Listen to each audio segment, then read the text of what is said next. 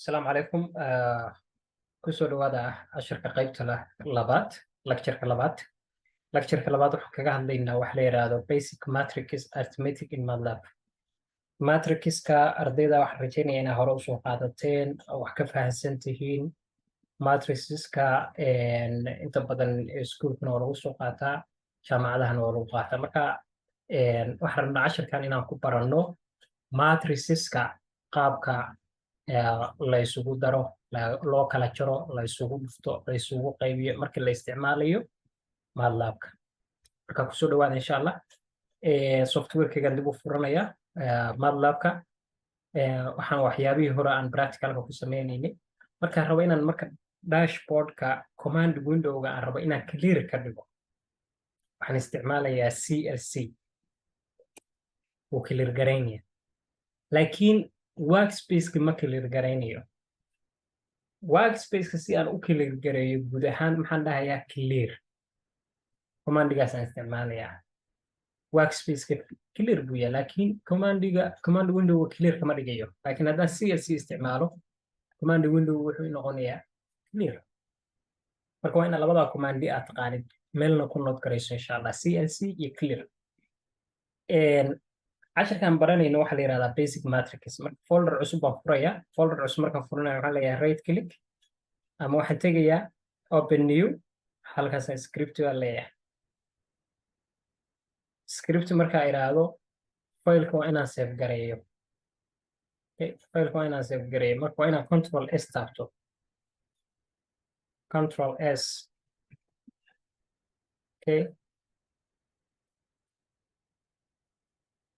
ama save waa inaa iraahdo. Halka save waa inaan ku control S. Marka wuxuu leeyahay xagee ku save garaynaysa. Halkaas qaybtan aan folder-kan training workshop MATLAB course training course halkaas aan ku save garaynaya. waxaa la bahayaa casharkan waxaa la yiraahdaa basic matrix. Marka sameeyo basic matrix.m buu raacaya, isaga automatically raacinaya. waayo MATLAB wuxuu isticmaalaa .m, PDF muxuu isticmaalaa .pdf, Word muxuu isticmaalaa .doc ama document. sidaas oo kale MATLAB wuxuu isticmaalaa .m.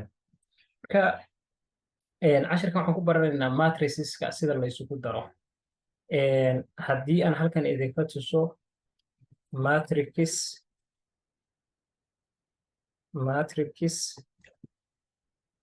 addition matrix arithmetic aan iraahdo arithmetic.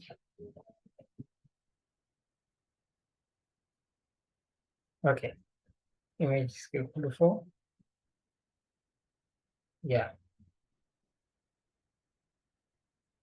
Okay, arithmetic addition. Okay, matrixka markaad addition sameynayso A, B, C, D matrixkana haysataa iyo W, X, Y, Z. markaad rabto in addition sameyso marka maxaa sameynaysaa A iyo W ba isku daraysaa, wixii kaaga soo baxa B iyo X ba isku daraysaa, C iyo Y ba isku daraysaa, D iyo Z ba isku daraysaa. matrixka marka aad calculator isticmaalayso ama aad calculation sameynayso more time baa qaadanaya. marka MATLAB ka rabna inaan ku fiirino. marka basic waxaan sameynayaa variable baan abuuranayaa. variable-ka A waxaan ku kaydsanayaa 1,2. okay, laba row waxaan ka dhigayaa 2 by 2 ba mid walba ka dhigayaa laba row iyo laba column. okay, 3,4. okay, variable-ka B waxaan ku kaydsanayaa samahan 5,6. rowga labaad 7,8. okay, A iyo B. haddaan rabo variable saddexaad baan sii samayn karaa si aad u fahantaan labada variable-na u dhigi karnaa. okay, si aad u fahantaan labadan variable. marka aan rangareeyo workspace-ka marka waxa ii soo gelaya variable-ka A iyo variable-ka B. soo jeedin variable-ka A waxa uu yahay 1, 2, 3, 4 variable b wuxuu yahay 5 6 7 8 marka command window hadda imaado aan qoro a wuxuu soo saarayaa matrixkana ku abuuran 1 2 3 4 1 iyo 2 waa same row 3 iyo 4 na waa maxay waa same row soo ma jeedid isma kolankaas kala qaybinaya 5 iyo 6 hadda b haddaan taabto wuxuu yahay 5 6 7 8 okay marka hadda iraahdo size of a variable a size-kiisu waa maxay waa 2 by 2 waa laba row laba column sidaas oo kale hadda iraahdo size-ka b waa maxay waa laba row laba column marka matrixka rule buu leeyahay marka aad rabto inaad arithmetic samaysid waa inay same ahaadaan same matrices waa inay ahaadaan okay so marka haddaan rabo inaan isku daro matrixkan a iyo b maxaan samaynaya maxaan leeyahay just halkaan ku qorayaa a plus p markii la isku daro wuxuu noqonayaa 6 10 8 12 okay sidee ku noqday variable-ka 1 waxa lagu darayaa waa maxay 5 1 plus 5 waa 6 2 plus 6 waa 8 3 plus 7 waa 10 4 plus 8 ana waa maxay waa 12 marka automatically isaga kuu samaynaya okay sidoo kale hadda iraahdo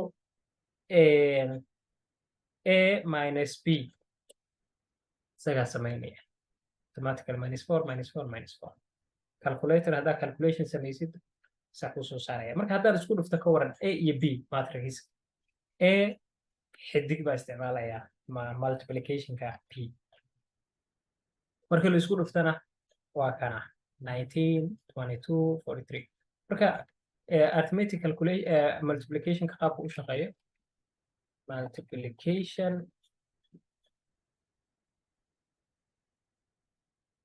soo jeedid qaabka u shaqeeyo multiplication-ku halkan ka arki kartaa line-kan rowgan baa wax ku dhufanaysaa column-kan kadib markaad isku darto wuxuu ku noqonayaa 58 saas oo kale taa usii wadaysaa marka isagu automatically isaga kuu samaynaya 19 43 22 okay let's check marka a p inaan u qaybino marka isu qaybiso hadda marka hore maxaan fiirinay addition isku dar kadibna waxaan fiirinay subtraction kala goyn kadibna maxaan fiirinay multiplication isku dhufasho hadda maxaan fiirinay division marka MATLAB wuxuu support gareynayaa in matriceska even dadkan statistics-ka barta waxyaabaha calculationska oo isticmaali karaan MATLAB marka aad iyo aad muhiim u yahay MATLAB waa very important casharkan